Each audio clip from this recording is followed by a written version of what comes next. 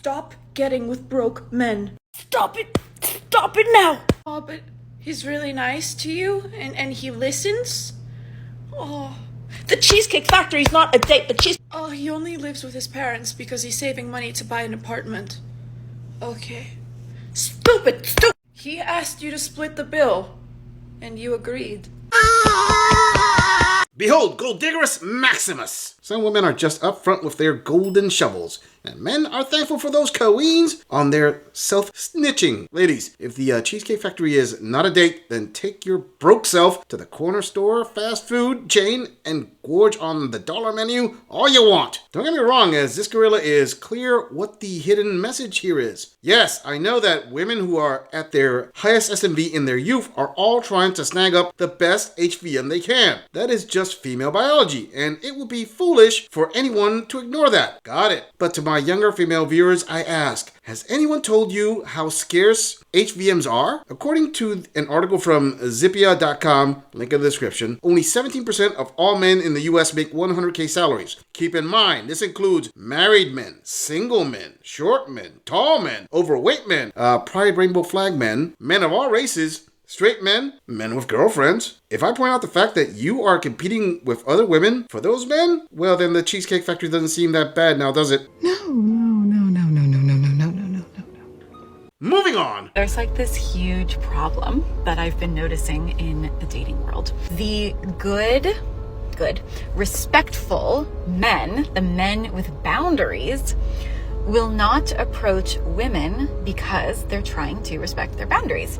And it is true that biologically speaking, women are far more attuned to subtleties, like body language subtleties, than men. So a lot of times, women will actually be giving off clues and cues that they want to be approached, but it's more of like they're trying to give off a vibe or something, and the man has no idea. What ends up happening is that it's the men with no boundaries, or that don't respect boundaries, or the narcissists or the creeps, that end up approaching the woman, and then the women in my life complain that it's only the creeps that approach them, when it's really we women need to be giving off way more intense. Let me get this straight. The solution women came up with to talk to men when not getting approached by a guy they want is to give off more clues? Wow, that is going to work like a charm. I mean, the logic is so solid. Ladies, maybe this gorilla is too much of a blockhead or just plain obtuse. But in the current strong, independent, I can do whatever a man can do dating market all of you created, don't you think that it is possible all of you can do the approaching as well? I mean, I doubt a guy you like is gonna snap at you for saying hello. This is an example of female projection. What I mean by that is, in today's dating market, at an early age, men learn quickly they can't project their own attraction points onto women. They learn women have different attraction points and different reactions. Women rarely learn this and go through life thinking men are attracted to the same things women like, and more importantly, think men will react the same way women do. No, Coains. This is the reason why you all keep getting approached by the same guys. You all act the same way, doing the same thing, expecting a different outcome. I'm not harping on this, Coain. I'm just pointing it out. Moving on.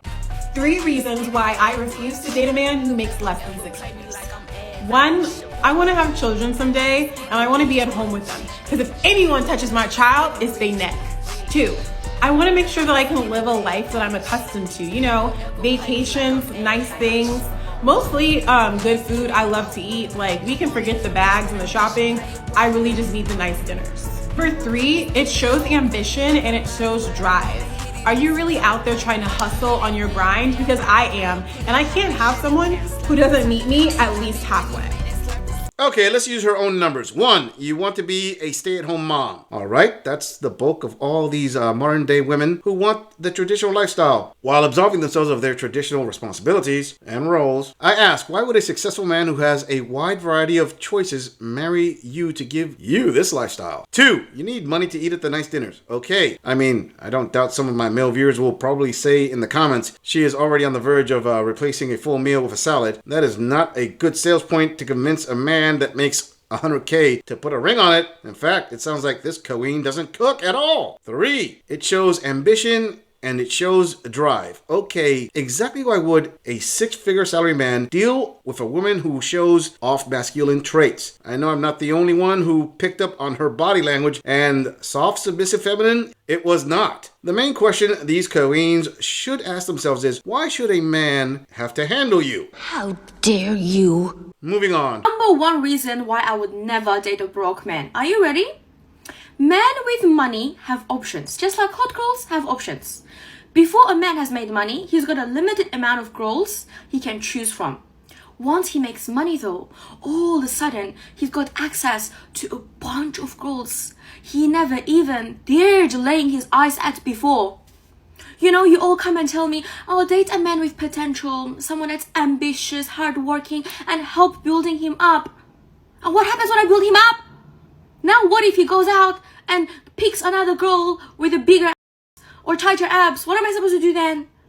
And secondly, I don't know about you, but relationships, marriage is a big deal to me. I am a lover girl. When I love someone, I want to give them everything.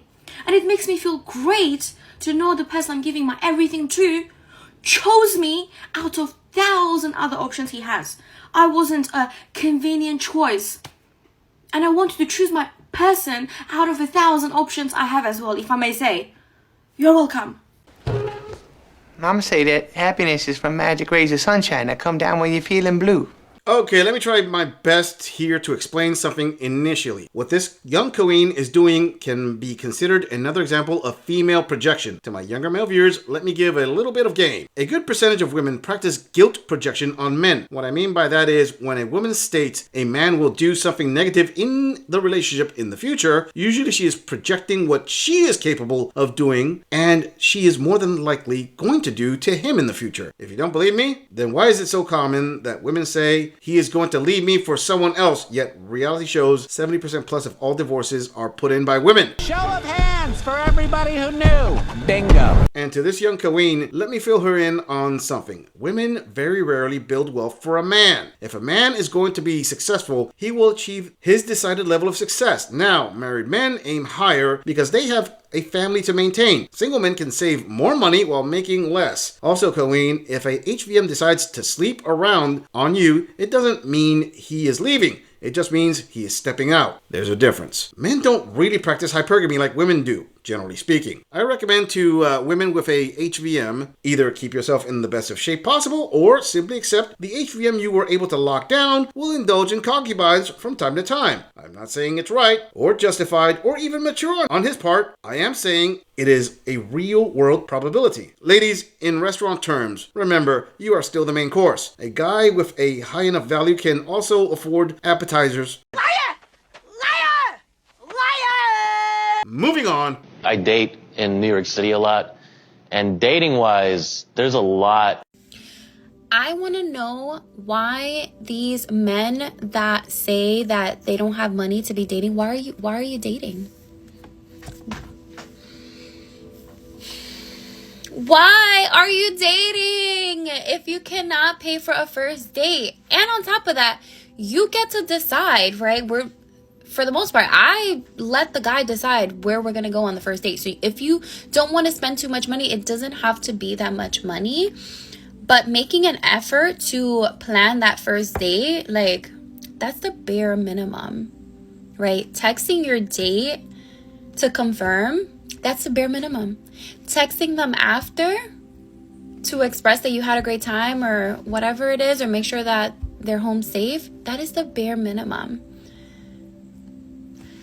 The bar is low. Oh, the irony of this young queen is not lost on me. Ladies, let me point this out to all of you. This young entitled queen says men must pay for the first date. That is the bare minimum. If you are a broke man, don't date. I can't help but point out she set the bar to a level that she doesn't even reach. If you can't pay for the first date, who are you to impose anything? My body, my choice. Well, his wallet, his choice. Not just that. she has made it clear that she is a 100% transactional dater, i.e., pay for my time, company, and a chance to sleep with me. That is some superficial expectations if I ever heard them. Can you say foodie date? Hey, Coeens, you can set the don't settle standards all day long. It's your choice, and I would agree that you should draw the line somewhere. But what you Coeens can't continue to do is set a financial cost to a man for your company and then falsely claim it's all about the vibes. That could be considered insincere, to say the least. Ladies, if any of you ever ask the question, why do men lie? I suggest you self-evaluate a little as to the why that is. Many men will claim they are the ones lied to by women's falsehoods first. Let's be 100 here. The only broke men that get dates are the Chads, Tyrones, and bad boys. Why no monetary standards for them? Oh, my bad. They are an exciting type of broke, all the way to the child support office.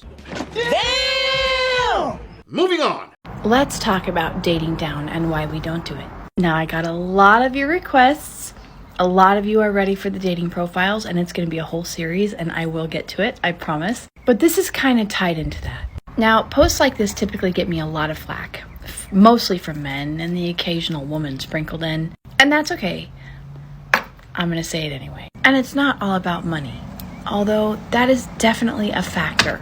Let's be real. Dating down encompasses dating any man who is less than you in any area, whether that be drive, career, ambition, goals, efficacy. Because believe it or not, usually these are compatibility issues. When you are opposites or different in some of these, you are very much incompatible. Now, speaking from both statistics and experience, these relationships usually start out great and then die a slow, emasculating death. It triggers something in a man that typically looks like insecurity, jealousy, and him trying to bring you down a few levels by insulting you, belittling you, or complaining about what you do, because bringing you down a few notches makes him feel a little bit better. I know it's never all, but this is a most of the time thing. No, it's 99.9% about money. Dating down is a BS term women came up with that is completely one-sided, similar to the body positivity movement that favors almost exclusively women. This is just more regurgitated babble that women put out there only for the average guy, but completely ignore it when it comes to Chad/Tyrone. It's about as honest as a billionaire on his taxes. You know something is being hidden. Also, women always blame men. You could almost say accountability is their kryptonite. Ladies, if it is the guy's fault, why do successful women, i.e. women with college degrees, put in for a whopping 90% divorce rate? Oh, let me guess. It's the man's fault, period. Don't ask why. Maybe, is it possible that women are the ones with the issue of sustaining a man for the long term? Haven't we seen in previous audits successful women demanding to be with a successful man so they can retire and have the man maintain her lifestyle? No way! Who are you Queens trying to kid here? Why would a man who is successful put up with your shenanigans? A man with options is not bound by your dating down rules, but he will shag you. Oh, behave. I'm fortunate to know a lot of high-quality men who hit all of the targets. And in speaking to one recently, he made a very valid point that goes along with this. He agreed that women are more prone to work on themselves and elevate themselves. And those women have very high standards, the majority of them, and therefore are only interested in the top 10 to 20% of men that are on the market. Those men have an abundance. They have multiple choice. And then you have the lower 80%, who instead of working on themselves to put themselves higher into the 20%, would rather be bitter and just hate women for being rejected. Incels. But it's not just the extremists, it's a lot of men. Now I'm going to combine that with something I learned when I was switching up my profiles regularly to try to see what I would get quality-wise on dating apps. When I put that I had a successful career, less men contacted me. When I put that I was a kindergarten or school teacher, I had an abundance. Now, some people think it's a numbers game, so an abundance would seem great, right? You will get more attention, but it's the wrong attention. Those are the men who would be intimidated if you had a more significant career than theirs. High quality men will never be intimidated by what you do or what you bring to the table. So keep your standards high.